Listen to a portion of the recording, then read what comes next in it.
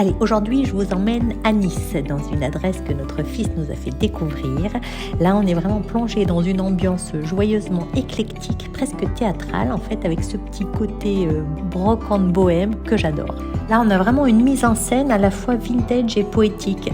Comme on le voit, là, les murs sont habillés de vieilles persiennes patinées qui servent ici de toile de fond, façon paravent détourné. C'est une super idée de récup. Je trouve ça très très sympa. Ça peut être très sympa aussi en tête de lit. On y a suspendu un mélange de tableaux anciens, des portraits des paysages romantiques, des trucs un peu kitsch, des fleurs, des scènes pastorales.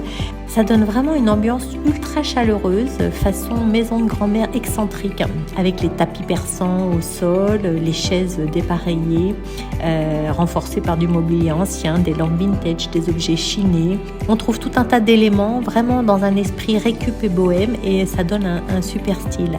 Ils ont bien travaillé la lumière, qui est ultra tamisée, et ils ont mis ces petites guirlandes lumineuses partout, ça donne un super style.